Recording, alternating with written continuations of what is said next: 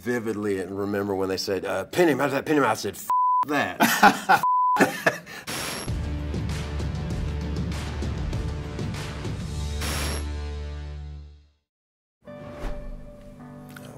This is one of the first times that we actually teamed as the Hardy Boyz, brothers together. For us, just to be able to get the opportunity to, you know, wrestle an established tag team.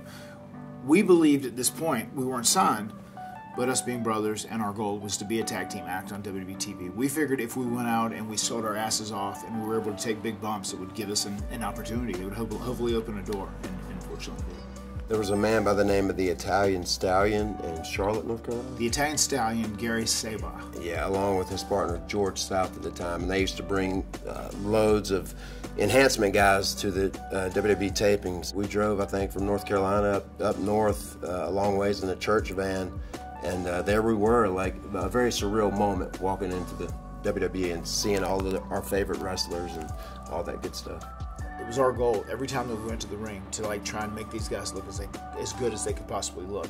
And we would try and figure out creative bumps we could take, things that were different, that looked unique, that like not everybody else could do. And that was always our goal. Whether it was like we're missing some sort of cool move that is spectacular and just get the opportunity to try it, and then they move and it backfires, whatever. But we wanted to do whatever we could to make these guys look good. Jeff's always said this, is he shines when he sells. And that was always our goal. We went out and we tried to sell our asses off, and we tried to really shine whenever we would sell.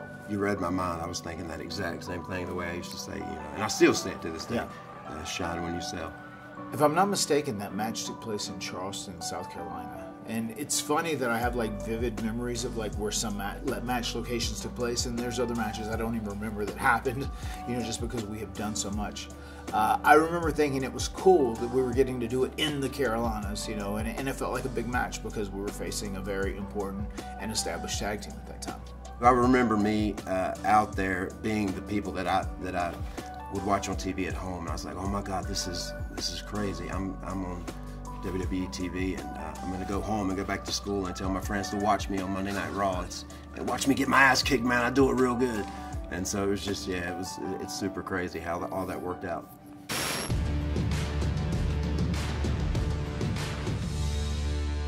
When people start asking about what is your favorite match, this is one of the first ones that come to my mind, because this is truly like us achieving the dream. This is what we want to do, like in our, you know, in our journey to become professional wrestlers and to become tag team champions one time. This was the match that we got to do it, so it was really a realization following this match. This is a very important and special match to us.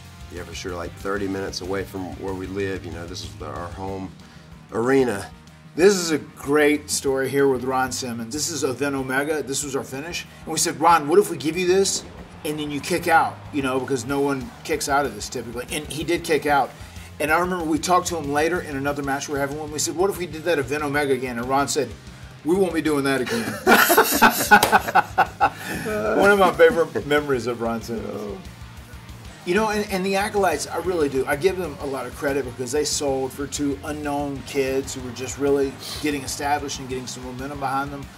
I'm not going to lie, they beat the out of us every single night, and they made us earn it, but you know, it was well worth it.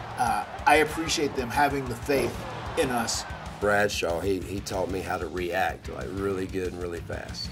With Bradshaw, when he comes with the clothesline from hell, if you don't react, you are decapitated. So you learn to react very quick. He's very good on getting your reaction time, and your reflex is quick. I think there is a lot of legitimacy to it. Was kind of a changing of the guard that WWE wasn't necessarily about big, strong, muscular guys that are 6'5", 300 plus pounds, whatever.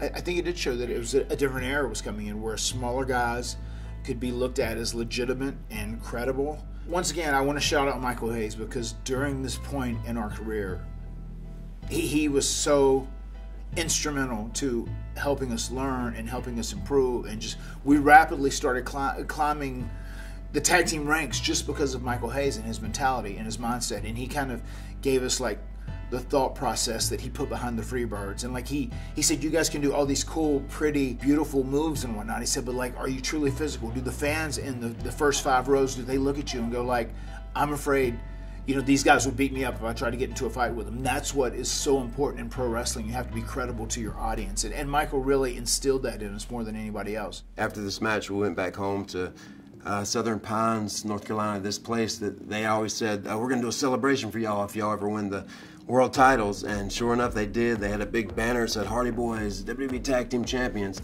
And that night, I met the love of my wife. I met my wife, Beth Britt Hardy, that night, as well as became WWE champions for the first time. People talk about pro wrestling, how it is entertainment, and how we kind of control our destinies of what we're doing whenever we're battling someone in the ring. But those moments when you come back through are very, very real. And it was real, because you win something and it says to you that the person in charge and the company you're working for have enough faith in you to win these awards, these championships, and carry them forward.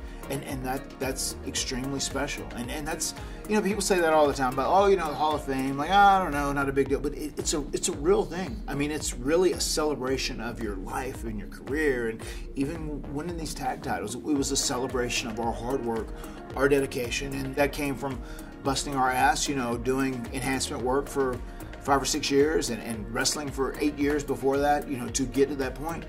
Yeah, it's a super good feeling when you know that people believe in you, and that was pretty much what that, you know, told us, and what a feeling.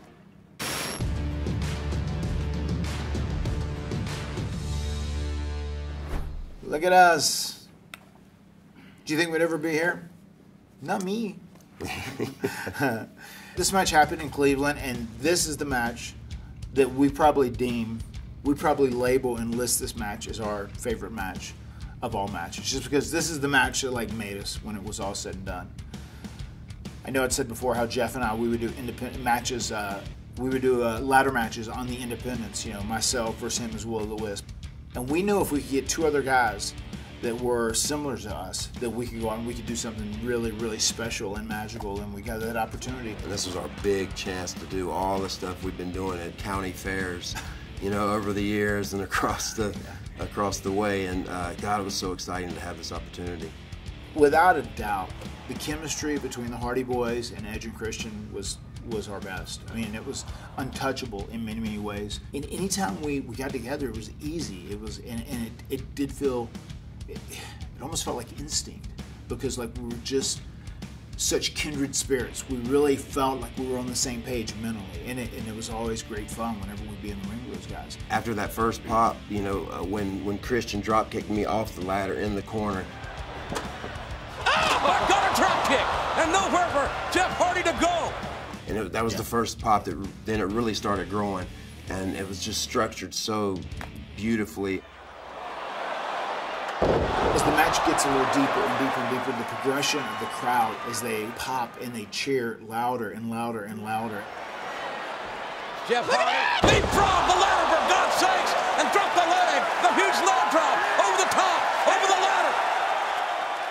And that's what is so amazing, because it really showed how emotionally invested they were in what we were doing. And it was something different, because we weren't super defined characters at this point. None of us were. You know, we were just 4 guys that could go out there and we could kind of, you know, kick ass, especially like in this environment, taking bigger bumps and whatnot.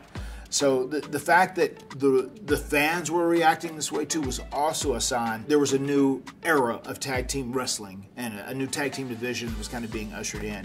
And it was the guys that were a little smaller, that were athletic, that could do this really cool and neat stuff.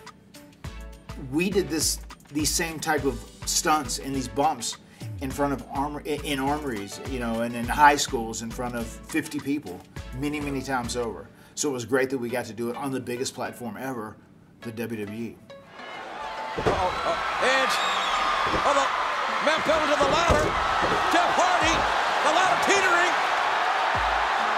This epitomizes Jeff Hardy. This is like so extra. Like, he pulls this down and he just like wants to like really put an exclamation point on it, and he bumps backwards, and like it's crazy, you know. But that's so funny, because he could have just grabbed it, he could have held it up, yay, we won, whatever else. But Jeff said, no, I'm going to make this look spectacular, and they actually included that in the video game, right? And that was the fall. That was the fall. That same fall, that same mannerism used as you're falling, is in the video game. So it became famous, man. It's etched in history. It was the adrenaline, man. It's very addictive. And I'll never forget, you remember Steve came over, Stone Cold, Steve Austin came over and he said, well, hell, boys, he said, I got to tell you, he said, I'm going to give it up. You guys stole the show tonight. Ain't nobody topping that. He said, congratulations, guy. Here's your old Steve Weiser, you know. So that was really cool by the guy who was so insanely popular, Stone Cold Steve Austin, who was the face of the company. And for him to give us those props was very, very cool. And also showed how he was a leader, I think, in the dressing room, because he wasn't like protective of his spot. He was just like, that's great, these guys did something, they elevated themselves, they got over on another level, and I like that, because the more people we can pull up, the better business is for everyone.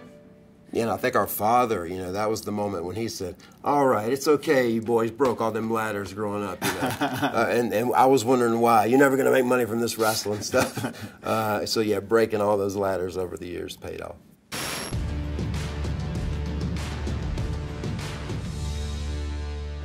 Here we go. We're moving to the ring as fast as we can because we lost about 4 minutes on this match right before we walked through the curtain, which makes it tough because we had a lot of really cool stuff planned in this match that we really wanted to do. And ultimately we kind of sat back and we got together in a huddle and we said, guys, what do you want to do? And we said, man, let's burn through it. If we don't sell as much as we're supposed to sell, it just is what it is, because we have this pretty amazing structure, we have this amazing blueprint, we got to go out there and do it. And actually, I think some of the chaos and just the bedlam that is contained in this match is what really makes this match. I think it lived up to the hype, and part of that was because we did lose that time. Like, we were moving through this thing. There's one point where, like, in my mind, as I look back, and I'm older, right? So I'm more of a storyteller now than I would have been then. You know, I was much more of an athlete and invincible. We were all young, healthy, and invincible.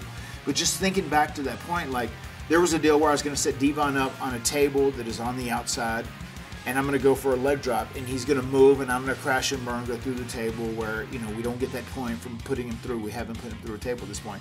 And then he was going to, like, slowly crawl over and pull himself up as he's selling, as we should do, as he's selling onto the other table, and then Jeff's going to come out through the ropes and try and swanton and crush him through the table, and then he moves out of the way. But like when you watch this back, it's almost instantaneously, and we're doing that because we know we don't have a lot of time to spare, right? So you see me do this insane leg drop off the top turnbuckle, boom, move, Devon just rolls over this Jeff, wham! It's just that moment in itself, I hear so many times like, oh my God, that was so crazy, like it was a car crash, I've never seen anything like that, it was so rad, oh my God, I love it, please do more. We're kind of pushing things as far as like the element of selling and telling stories in some ways, but if you look at today's wrestling, it works. And I think looking back at it in hindsight, and it's something that you could kind of get away with today, but back then, it really wasn't something that was accepted quite as much. Yeah, and that spot that Matt was just talking about was a Willow and Surge spot that we had done at a National Guard Armory one time, and I like folded up and went through that table, so it was so crazy how I went right through it. I almost feel like the way we got to the ladder match in some way is mirrored in this, as we had a little program with the Dudleys, and then we took it to the next level by having this first ever tag team tables match, and it was an environment in which we could all thrive. Yeah, for sure. It makes me think it just like the X Games of pro wrestling. It's kind of what this feels like watching it back. Yeah, I mean, this isn't the pro wrestling that people were watching in the 70s and 80s, no doubt about it. As a man's going up through the through the crowd up to the balcony, and there's 4 tables stacked up underneath. Very different. I always loved how Bubba had just such a great mind for sure, being able to put furniture or inanimate objects in a certain area and then get back to them, or the way to make things happen. And I think everybody really got on that mindset, and we feel very lucky to be the pioneers that really had the opportunity to do that first. You can see me right there. I know our time is ticking, and I'm like yelling at people like, watch out, move. I think a fan grabbed this. Look out! Because we had to have Devon through the table, and this was our big finish. It was supposed to be spectacular, right? So Jeff's up doing that. Once again, this is an iconic shot, one of several iconic shots that Jeff's been involved in. And we win the match. We were told by management at this point, we said, we need you and Jeff in the ring celebrating. So Jeff's selling as he should, and you see me lift him up. It's like weekend at Bernie's, this weekend at Jeffrey's. I take him and I throw him over the barricade. I take him into the ring, and actually we get the little celebration right there, which is so funny. That was a big dream of ours, to wrestle in Madison Square Garden, because as kids, you hear about Madison Square Garden, how it's so important, and it's like paramount.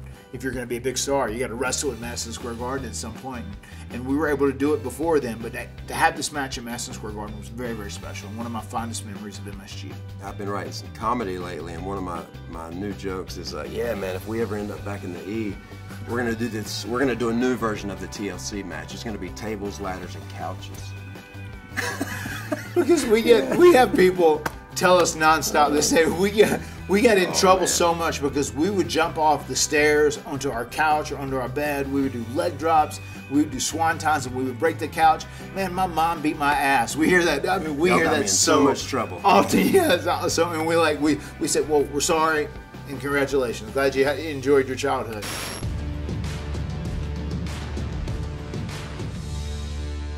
You know, being WrestleMania 17, I think this was the best TLC match of all the TLC matches that we had, especially from a psychological standpoint, a storytelling standpoint.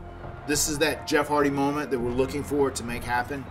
You know, as he's going up this insanely tall ladder. This is probably, what is this, 14 feet? 14 foot, yeah. And you see me drop Edge on the other side just to make sure he's down, so everyone's focus is on Jeff at this point.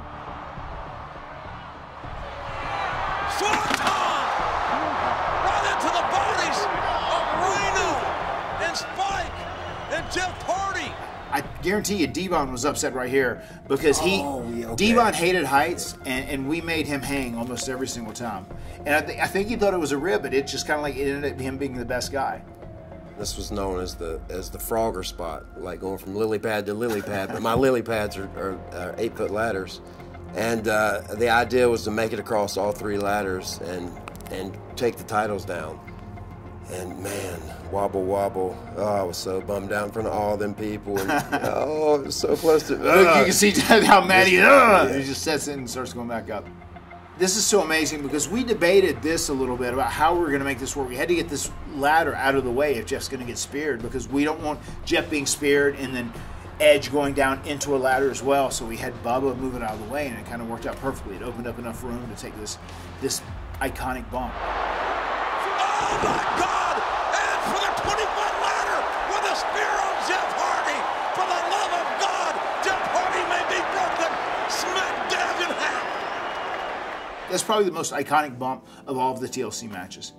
When I was moving that ladder with my legs, I always say, God, if that just felt like a big spider. I know that don't make any sense, but I just remember figuring that out the night before and going, God, yeah, this is, you know, so hopefully it does.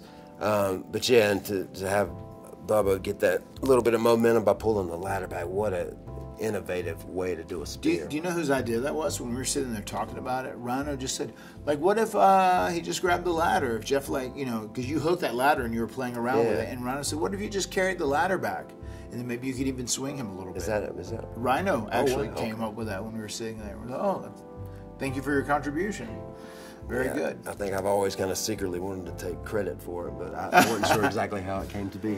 Yeah, I think I'll finally forgive myself for not succeeding in the Frogger spot. Oh, if I would have, it would have been so cool. We definitely felt the pressure of the very elevated bar that we had set, and we knew if we're asked to do another one, it was going to be tough to top that. At the showcase of the Immortals, Edge and Christian, the Dudley Boys, and the Hardy Boys have given us a match that we will never forget. This looks like a tornado ran through a mobile home park. We were kind of glad that, you know, we didn't get asked to do this too many more times, because, like, these matches are so special, and they just kind of stand on their own so powerfully. Like, I feel like let's leave it at that. And I'm kind of glad we did get that opportunity. It's still so crazy how there are young kids under 10 years old that go back and watch stuff on the network now, and they're seeing it for the first time ever. And, like, you know, their parents said, oh my God, I grew up with you guys in these matches. They were my favorite. Now my kid's watching, and you're his favorite. You know, it's wild. Just with those 3 objects, man, we kind of became those objects and worked together to really make it special. Yeah, and I always feel like super honored when people talk about 08 and 09. Man, in 08, 09, you were bigger than Obama. But now it's a lot of, man, you used to be my favorite wrestler. But still, yeah, we hear that all the time about thank you for my childhood, man. All those TLC matches were a part of that.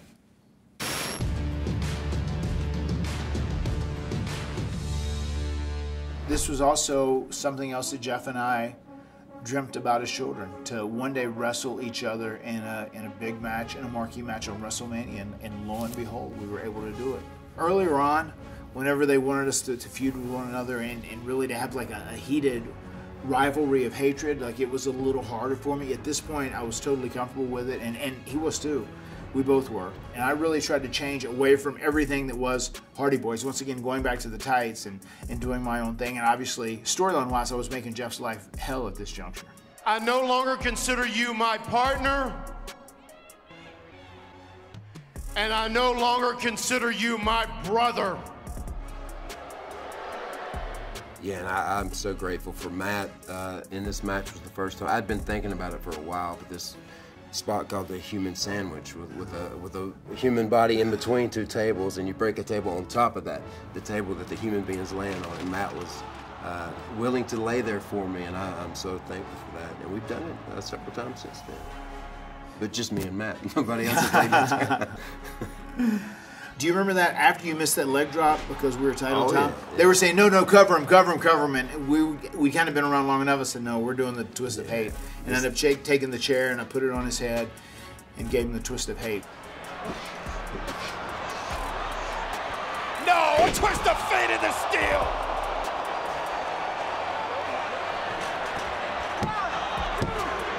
That was the first time we had done that. But that was also a moment where we like made that call on our own, where they said like, we were getting the call from Gorilla, and we're going, cover him. We're like, just a few more seconds. I vividly remember when they said, pin him. I said, F that. Oh my God, I remember that so much. Because my passion, came out of me after that match. My passion for pro wrestling. It was very cool that we had, an Extreme Rules match, and I think that's very fitting of Team Extreme, the Hardys, and WWE. And still to this day, man, that is my comfort zone, 100%. Like compared to a regular wrestling match, that's the Extreme Rules match is my comfort zone. I was very grateful that I was the guy that could definitely use the win in that situation, and I was able to get a win, and Jeff was cool enough to do that. It was really good, and looking back at that, that's one of our favorite matches for sure, because once again, it's a marquee match on WrestleMania. What more can you ask for? That's living the dream. Yeah, and Twist of Hate is definitely a keeper. It has been over the years.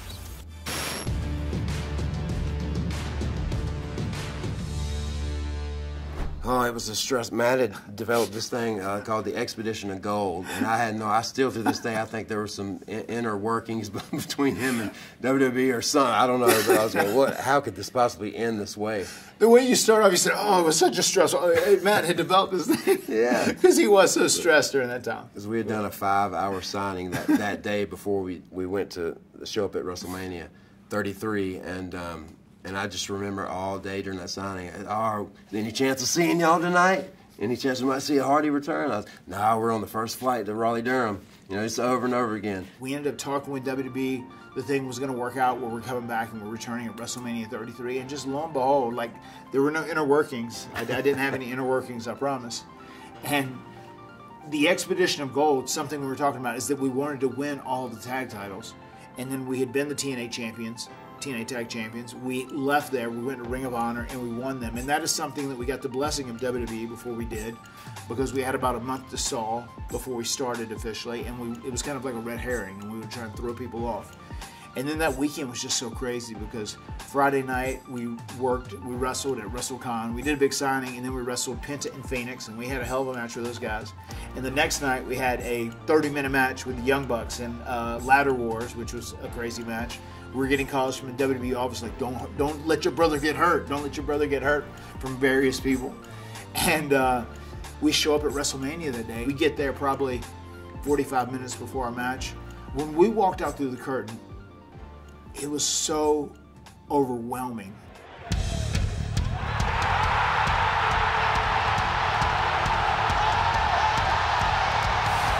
Things are about to be broken. Team Extreme is back! Matt and Jeff, the Hardy Boyz are here! The way it was set up, kudos to WWE, they set it up amazing. New Day out there kind of as a red herring, making you think they were going to enter the match. They changed, they got in gear, and then they announced this last second. And when that music hit and just people rose and the excitement on so many tens of thousands, and there was like so many videos from around the world that people were posting of our return, and they were just so excited and so, so happy. It was unreal. I remember walking out, and I was talking about WrestleMania 17 and like taking in the entrance. It was very vivid, this memory. This moment at WrestleMania 33 felt very surreal. It almost felt dreamlike. Like I was looking at the crowd and I could see people like in slow-mo going like, delay, delay. It kind of seemed slow motion, but it was like a dream. It was blurry around the edges as I'm coming out, which was so wild. And then you hear all this and just people, and then it's like this massive ramp that you got to go down. We're like, holy, oh my God, this is like so big, so long. We hadn't seen any of this. And it was just such an overwhelming, amazing moment. That's a top 3 moment for us in our career because it is just so spectacular. And also it's 2017 when information gets around pretty quick and nobody had solid proof or evidence that we were going to be there.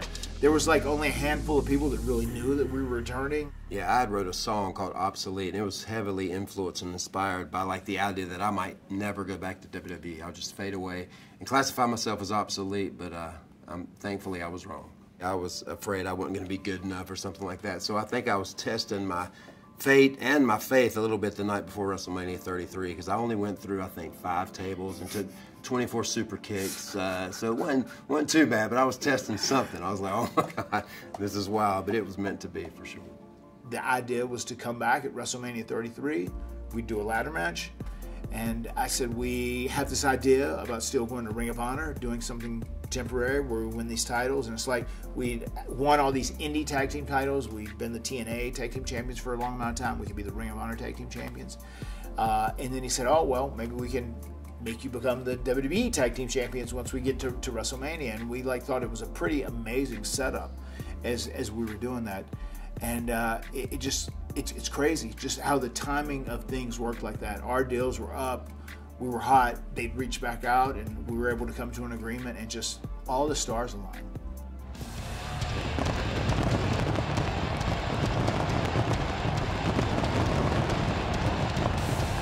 Once I got to 2010, I was burnt out physically, emotionally, mentally, spiritually, all across the board, and I needed to take care of myself, and I also had to learn how to accept that as you get older, you can wrestle differently and still wrestle, but you can't necessarily wrestle like you did when you were 25 years old. You have to update your style and the way you did things, and the broken Matt Hardy character did miracles for my career as far as telling stories. Once again, we talked about how the TLC matches, we were telling stories in a different way. I was telling stories in a different way with this also.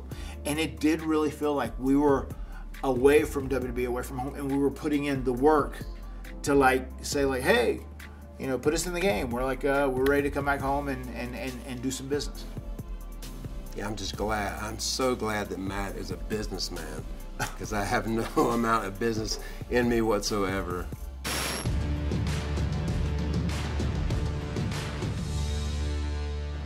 The Bar.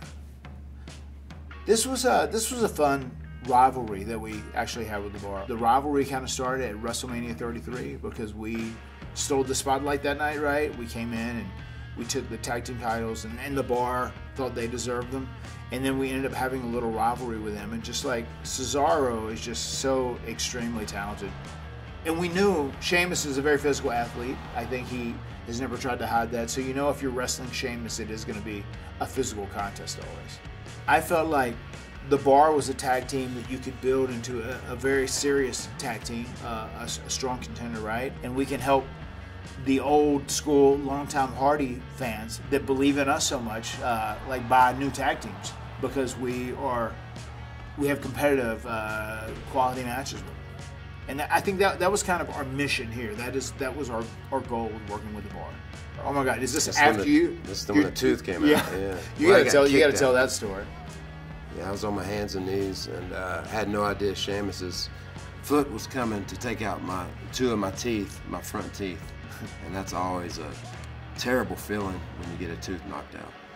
I think Jeff Hardy might need a dentist. We had a series of matches with these guys over the course of the summer of 2017. And really, at the end of the day, my goal was just to go out there with Sheamus and Cesaro and have banger after banger after banger after banger after banger. That's his catchphrase. Oh, I think it is. Pretty sure.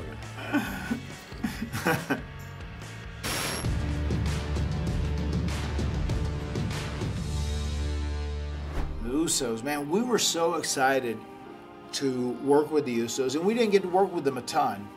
But like, once again, I'm a huge fan, huge advocate of the Usos. I always thought they were great. And once they started like getting to this point and they had really found themselves, and like the stuff that they did with the bloodline, you know, in Roman has just been incredible. And you could see that potential in them. They were so enjoyable to work with. We've known the Usos for so long, and I remember when they were so young. Through Umaga, you know, getting to know them when they were super young and just getting into the business, man. It was so cool to actually be in the ring with them and tearing it up. At the end of the day, what the Usos decided to do was like, hey, we're going to go out, we're going to bust our ass, we're going to work hard, we're going to show them we're one of the best tag teams, and we're going to earn our spot. And they definitely did. They go down as one of the greatest tag teams of all time, no doubt. I remember when they told us about this match. Remember, the Usos came to us and said, hey, we're wrestling tonight, and like, you guys are up. I was like, what? You know, it was very out of the blue whenever this all came about. I always had a cinematic match in mind with the Usos, like their deal was the penitentiary, but I wanted to go to an old penitentiary that people go and do paranormal gigs on and have a match with them like in a penitentiary, and it naturally would be called a penitentiary match of some kind, but between the Hardys and the Usos, that never happened. But it's still up here. Amazing too that they're like, you know, just recently they've done their best work ever. At this time though, whenever we wrestle with them, just what a pleasure to work against the consummate professionals, and they were just so good, those reactions. I would have loved to have gotten to do more with the Usos. It would have been fun to have like a rivalry with those guys for a number of months and have multiple matches across pay-per-views. And I apologize again, that was not a swanton, that was a crouton bomb that won that match. Oh, twist of fate! Here it comes! We're gonna have new champions! Swanton bomb! Cover! The Hardy Boyz are tag team champions once again! Both times that we won the titles, when we came back at WrestleMania 33 and this match against the Usos, I hold them both very dear to my heart. You go back to 1999, 2000, and you put the Hardys, the Usos, and the New Day, you're getting incredible stuff. If those were the three teams, it could have still worked, and it would have looked different because we would have incorporated their stuff, but there are three teams that are fearless enough, they're athletic enough, and they're crazy enough that they could have made those matches very, very special. We could have made magic happen together. We were able to tell the story in a whole new way in pro wrestling, which opened up a brand new genre for pro wrestling. And that's something I carry very proudly with me. And I do feel like the style, you can almost look at even like what we wore, how we wore a different outfit, which wasn't standard, like tights and trunks back in the day. Like a lot of the things we did, we were kind of ahead of the curve when it came to what wrestling was going to become. And for that, and especially the TLC staple that we were one of the 6 forefathers of, like, take a lot of pride in that it did show that we were ahead of the curve and we were on the pulse of where pro wrestling was going. Yeah, pro wrestling is such an art form, and for me it's always been that. Even for the first time I painted my nails just to kind of express myself through my craft. It was just so meaningful, and now looking back at it, the glimpse that it is, it's like, oh my God, we were a part of a change in the pro wrestling industry, and damn, that feels good.